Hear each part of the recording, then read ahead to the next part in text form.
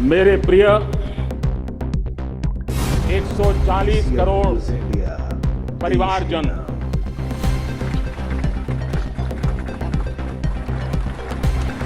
दुनिया का सबसे बड़ा लोकतंत्र, और अब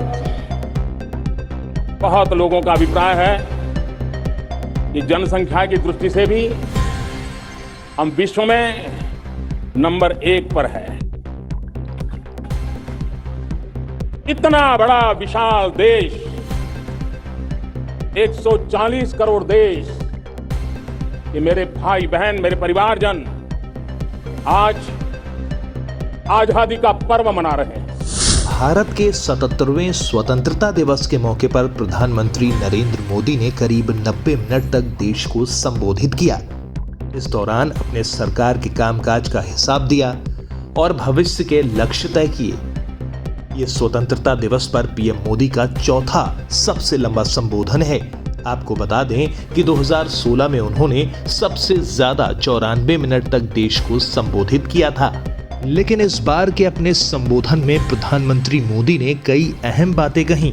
उन्होंने संबोधन की शुरुआत ही मेरे प्रिय 140 करोड़ परिवारजनों से की। इसके साथ ही उन्होंने भारत को सबसे बड़ा लोकतंत्र बताया और अपने अहम संबोधन में उन्होंने बापू के असहयोग आंदोलन और सत्याग्रह मूवमेंट का जिक्र करते हुए भगत सिंह, सुखदेव, राजगुरु जैसे अनगिनत वीरों के बलिदान को भी याद किया। अपने संबोधन के दौरान प्रधानमंत्री ने विरोधियों के छक्के छुड़ा दिए। उन्होंने 140 करोड़ देशवासियों के संकल्प का जिक्र किया और कहा 2047 तक हम एक विकसित भारत का सपना लेकर चल रहे हैं। प्रधानमंत्री के इस पूरे संबोधन में अहम बातें क्या रहीं, उसका ये वीडियो है जिसे आपको पूरा देखना चाहिए। मैं देश के कोटि कोटि जनों को,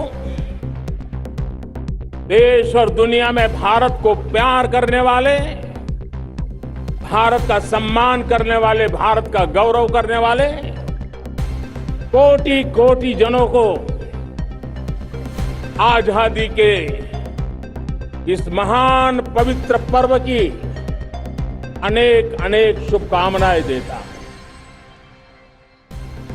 मेरे प्यारे परिवारजन, पूज्य बापू के नेतृत्व में असहयोग का आंदोलन, सत्याग्रह की मूवमेंट और भगत सिंह, सुखदेव, राजगुरु जैसे अनगिनत वीरों का बलिदान, उस पीढ़ी में शायद ही कोई व्यक्ति होगा जिसने देश की आजादी में अपना योगदान न दिया हो। मैं आज देश की आजादी के जंग में जिन ने योगदान दिया है, बलिदान दिए हैं, त्याग किया है, तपस्या की है, उन सबको आदरपूर्वक नमन करता हूं, उनका अभिनंदन करता हूं। मेरे प्यारे परिवारजनों, पिछले कुछ सप्ताह नॉर्थ ईस्ट में, विशेषकर मणिपुर में और हिंदुस्तान के भी अन्य कुछ भागों में, लेकिन विशेषकर मणिपुर में जो हिंसा का दौर चला, कई लोगों को अपना जीवन खोना पड़ा, मां बेटियों के सम्मान के साथ खिलवाड़ हुआ। लेकिन कुछ दिनों से लगातार शांति की खबरें आ रही हैं। देश मणिपुर के लोगों के साथ है। देश मणिपुर के लोगों को पिछले कुछ दिनों से जो शांति बनाए रखी है, उस शांति के पर्व को आगे बढ़ाए और शांति से ही समाधान का रास्ता निकलेगा और राज्य और केंद्र सरकार मिलकर के उन समस्याओं के समाधान के लिए भरपूर प्रयास कर रही है, करती रहेगी। जब हम इतिहास की तरफ नजर करते हैं तो इतिहास में कुछ पल ऐसे आते हैं जो अपनी अमिट छाप छोड़ करके जाते हैं और उसका प्रभाव सदियों तक रहता है। और कभी कभी शुरुआत में वो बहुत छोटा लगता है, छोटी सी घटना लगती है, लेकिन वो अनेक समस्याओं की जड़ बन जाती है। हमें याद है 1200 साल पहले इस देश पर आक्रमण हुआ, एक छोटे से राज्य के छोटे से राजा का पराजय हुआ, लेकिन तब पता तक नहीं था कि एक घटना भारत को 1000 साल की गुलामी में फंसा देगी। और हम गुलामी में जकड़ते गए, जो आया लूटता गया, जो जिसका मन चाहा हम पे आके सवार हो गया। कैसा विपरीत काल रहा होगा वो 1000 साल का। मेरे प्यारे परिवारजनों, घटना छोटी क्यों ना हो, लेकिन 1000 साल तक प्रभाव छोड़ के रही। लेकिन मैं आज इस बात का जिक्र इसलिए करना चाहता हूं कि भारत के वीरों ने इस कालखंड में, कोई भूभाग ऐसा नहीं था, कोई समय ऐसा नहीं था जब उन्होंने देश की आजादी के लौ को जलता न रखा हो, बलिदान की परंपरा न बनाई। मां भारती बेड़ियों से मुक्त होने के लिए उठ खड़ी हुई थी, जंजीरों को झकझोर रही थी। और देश की नारी शक्ति, देश की युवा शक्ति, देश के किसान, देश के गांव के लोग, मजदूर, कोई हिंदुस्तानी ऐसा नहीं था जो आजादी के सपने को लेकर के जीता न हो। आजादी को पाने के लिए मर मिटने के लिए तैयार होने वालों की एक बड़ी फौज तैयार हो गई थी। जेलों में जवानी खपाने वाले अनेक महापुरुष हमारे देश की आजादी को, इन गुलामी की बेड़ियों को तोड़ने के लिए लगे हुए थे। मेरे प्यारे परिवारजनों,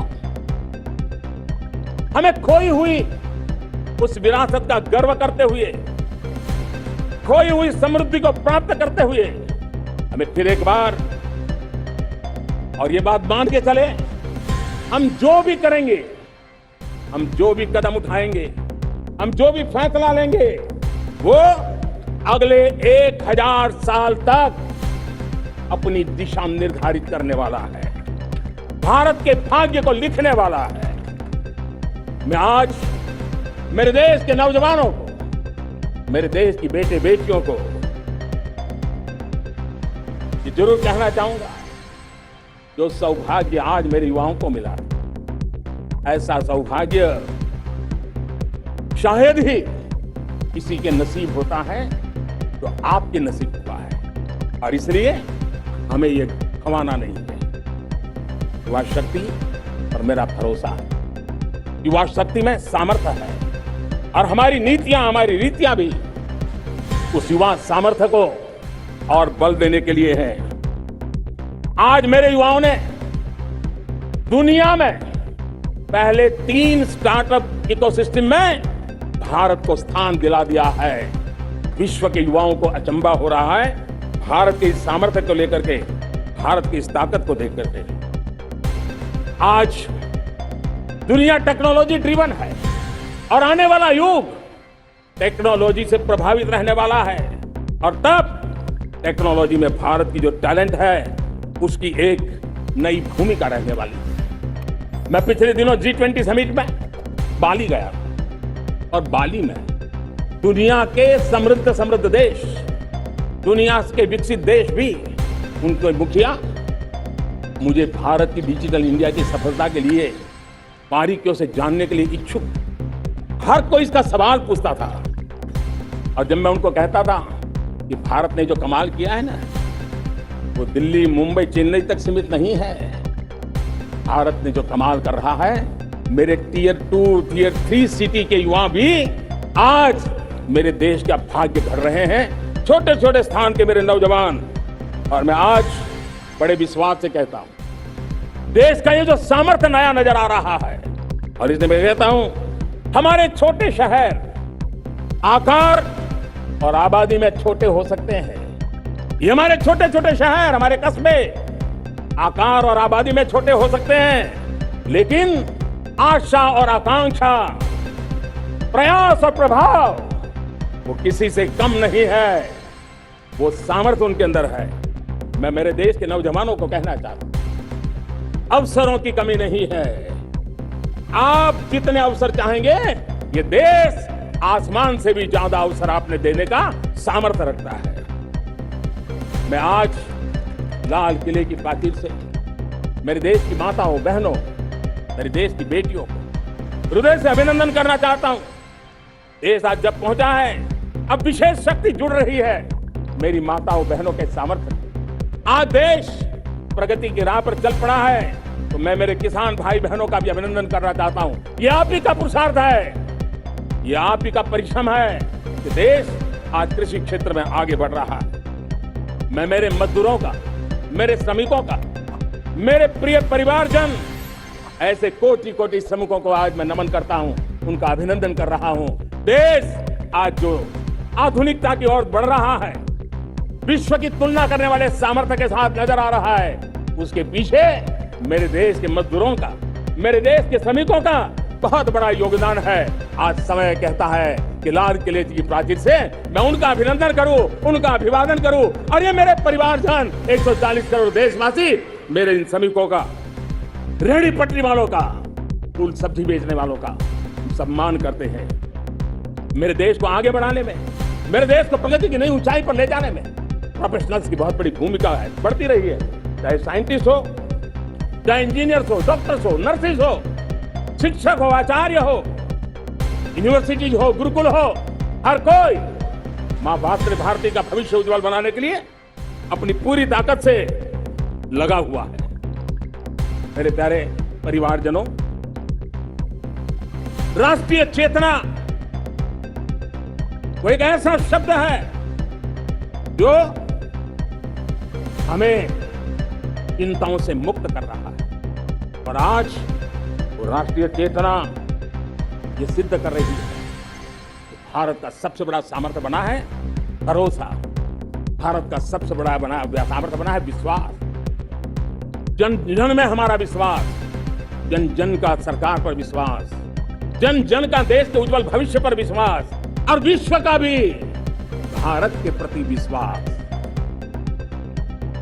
भारत को जानने की, समझने की इच्छा देगी। उसी प्रकार से आप देखिए एक्सपोर्ट, आज भारत का एक्सपोर्ट कितनी तेजी से बढ़ रहा है, और मैं कहना चाहता हूं दुनिया के एक्सपर्ट इन सारे मानदंडों के आधार पर कह रहे हैं कि अब भारत रुकने वाला नहीं। दुनिया की कोई भी रेटिंग एजेंसी होगी, भारत का गौरव कर रही है। कोरोना काल के बाद दुनिया एक नए सिरे से सोचने लगी, और मैं विश्वास से देख रहा हूं कि जिस प्रकार से द्वितीय महायुद्ध के बाद, द्वितीय विश्व युद्ध के बाद दुनिया ने एक नया वर्ल्ड ऑर्डर आकार लिया था, मैं साफ साफ देख रहा हूं कि कोरोना के बाद एक नया विश्व ऑर्डर, एक नया ग्लोबल ऑर्डर, एक नया जियोपॉलिटिकल इक्वेशन, ये बहुत तेजी से आगे बढ़ रहा है। जियोपॉलिटिकल इक्वेशन की सारे व्याख्याएं बदल रही है, परिभाषाएं बदल रही है। और मेरे प्यारे परिवारजनों, आप गौरव करेंगे। बदलते हुए विश्व को शेप देने में आज मेरे 140 करोड़ देशवासियों, आपका सामर्थ्य नजर आ रहा है। आप निर्णायक मोड़ पर खड़े हैं, और कोरोना काल में भारत ने जिस प्रकार से देश को आगे बढ़ाया, दुनिया ने हमारे सामर्थ्य को देखा है। जब दुनिया की सप्लाई चेन तहस नहस हो गई थी, बड़ी बड़ी अर्थव्यवस्थाओं पर दबाव था, उस समय भी हमने कहा था हमें विश्व का विकास देखना है तो मानव केंद्रीय होना चाहिए, मानवीय संवेदनाओं से भरा हुआ होना चाहिए, और तब जाकर के समस्याओं का सही समाधान निकालेंगे। और कोविड ने हमें सिखाया है, यह हमें मजबूर किया है, लेकिन मानवीय संवेदनाओं को छोड़ करके हम विश्व का कल्याण नहीं कर सकते। आज भारत की समृद्ध विरासत आज दुनिया के लिए एक अवसर बन रहा है। Global economy, global supply chain में भारत की हिस्सेदारी, मैं पक्का विश्वास से कहता हूं, आज जो भारत में परिस्थिति पैदा हुई, आज जो भारत ने कमाया है, वो दुनिया में स्थिरता की गारंटी लेकर के आया है। अब न हमारे मन में, न 140 करोड़ मेरे परिवारजनों के मन में और न ही दुनिया के मन में कोई इफ्स है, कोई बट्स है।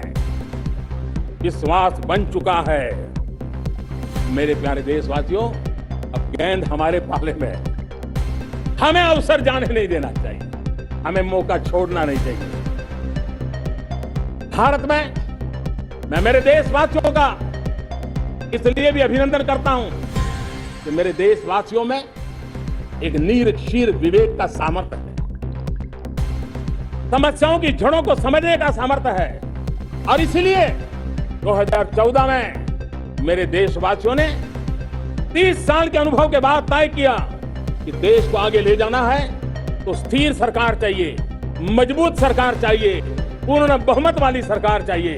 और देशवासियों ने एक मजबूत और स्थिर सरकार बनाई। और 3 दशकों के जो अनिश्चितता का कालखंड था, जो अस्थिरता का कालखंड था, जो राजनीतिक मजबूरियों से देश जकड़ा हुआ था, उससे मुक्ति बनी। देश में बड़े स्तर पर काम हो रहा। और लेकिन मैं कहना चाहूंगा 2014 में आपने एक मजबूत सरकार बनाई।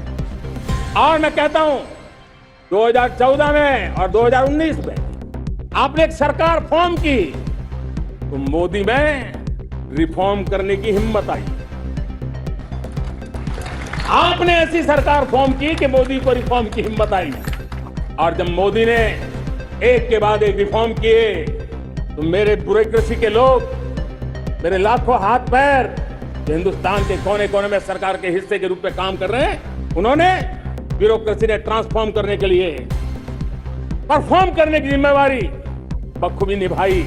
और उन्होंने परफॉर्म करके दिखाया और जनता जनार्दन जुड़ गई तो वो ट्रांसफॉर्म होता भी नजर आ रहा है। और इसलिए रिफॉर्म, परफॉर्म, ट्रांसफॉर्म, ये कालखंड अब भारत के भविष्य को गढ़ रहा है।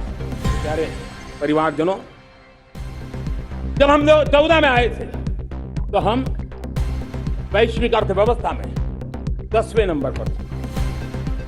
और आज 140 करोड़ देशवासियों का पुरुषार्थ रंग लाया है कि हम विश्व की अर्थव्यवस्था में 5वें नंबर पर पहुंच चुके हैं। मेरे प्यारे परिवारजनों, जब देश में गरीबी कम होती है तो देश की मध्यम वर्ग की ताकत बहुत बढ़ती है। और अगर दुनिया में, और मैं आपको विश्वास दिलाता हूं, आने वाले 5 साल में मोदी का गारंटी है, देश पहले 3 वैश्विक इकोनॉमी में अपना जगह ले लेगा। ये पक्का जगह ले लेगा। आज जो 13.5 करोड़ गरीबी से बाहर आए हुए लोग हैं, वो एक प्रकार से मध्यम वर्ग की ताकत बन जाते हैं।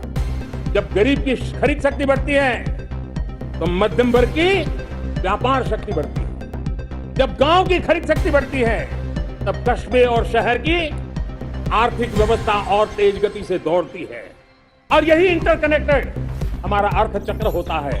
हम उसको बल देकर के आगे चलना चाहते हैं। परिवारजनों, शहर के अंदर जो कमजोर लोग रहते हैं, बिना घर को मुसीबत रहती है, मध्यम वर्ग के परिवार अपना खुद का घर का सपना देख रहे हैं, हम उसके लिए भी आने वाले कुछ सालों के लिए एक योजना लेकर के आ रहे हैं। और जिसमें ऐसे मेरे परिवारजन जो शहरों में अपना घर, शहरों में रहते हैं लेकिन किराए के मकान में रहते हैं, झुग्गी झोपड़ी में रहते हैं, जाल में रहते हैं, अनऑथराइज्ड कॉलोनीज में रहते हैं, ऐसे मेरे परिवारजन अगर अपना मकान बनाना चाहते हैं तो बैंक से जो लोन मिलेगा उसके ब्याज के अंदर राहत देकर के लाखों रुपयों की मदद करने का हमने निर्णय किया है। मेरे मध्यम वर्ग के परिवार को 2 लाख से 7 लाख इनकम टैक्स की सीमा बढ़ जाती है तो सबसे बड़ा लाभ सैलरी क्लास को होता है, मेरे मध्यम वर्ग को होता है। डेटा बहुत महंगा था 2014 के पहले, आज दुनिया का सबसे सस्ता इंटरनेट का डेटा का खर्चा हो रहा है। हर परिवार के पैसे बच रहे हैं। मेरे प्यारे परिवारजनों, विश्व कोरोना के बाद अभी तक उभर नहीं पाया है। युद्ध ने फिर एक नई मुसीबत पैदा की। आज दुनिया महंगाई के संकट से जूझ रही है। पूरी दुनिया की अर्थव्यवस्था को महंगाई ने दबोच के रखा है। हम भी दुनिया से जिन सामान की जरूरत होती है लाते हैं, तो हमें सामान तो इंपोर्ट करते हैं। हमारा दुर्भाग्य है कि हमें महंगाई भी इंपोर्ट करनी पड़ती है, तो पूरी दुनिया को महंगाई ने जकड़ के रखा है। लेकिन मेरे प्यारे परिवारजनों, भारत ने महंगाई को नियंत्रित रखने के लिए भरसक प्रयास किए। पिछले कालखंड की तुलना में हमें कुछ सफलता भी मिली है, लेकिन इतने से संतोष नहीं मान सकते। दुनिया से हमारी स्थिति अच्छी है, इतने बात से हम सोच नहीं सकते। मुझे तो मेरे देशवासियों को महंगाई की बोझ कम से कम हो, इस दिशा में और भी कदम उठाने हैं और हम उस कदम को उठा के रहेंगे।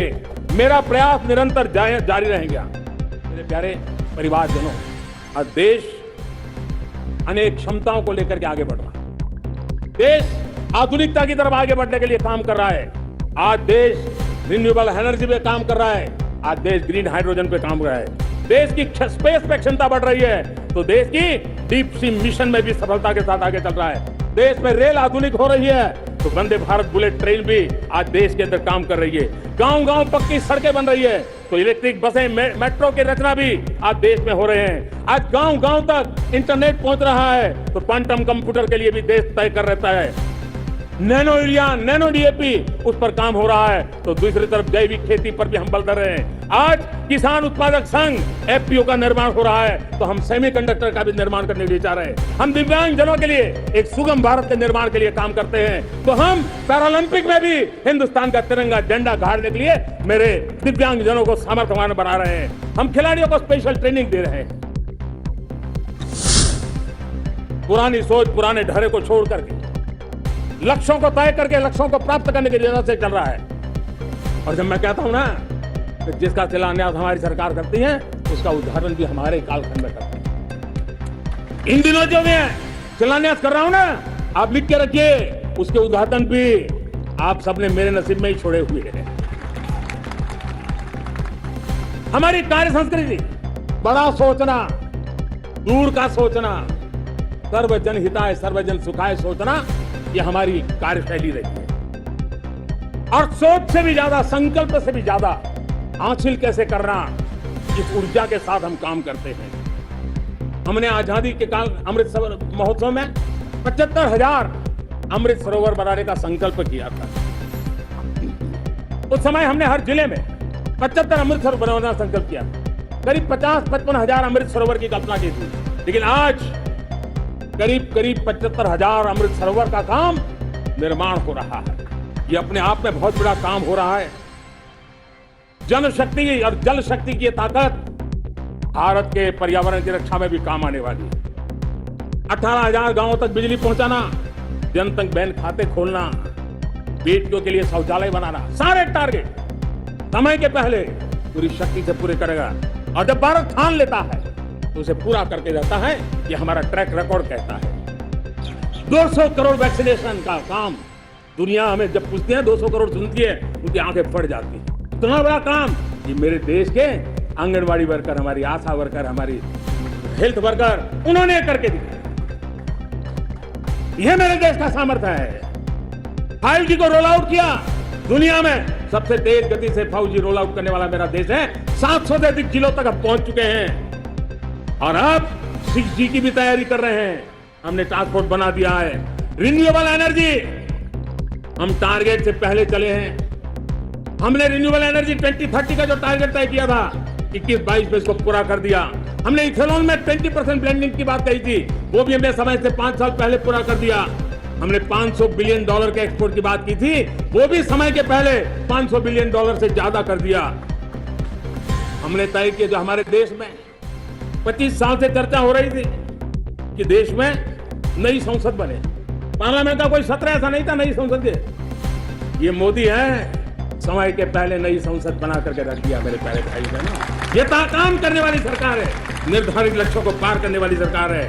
ये नया भारत है, ये आत्मविश्वास से भरा हुआ भारत है, ये संकल्पों को चरितार्थ करने के लिए जी जान से जुटा हुआ भारत है। और इसलिए ये भारत न रुकता है, ये भारत न थकता है, ये भारत न हाँफता है और न ही ये भारत हारता है।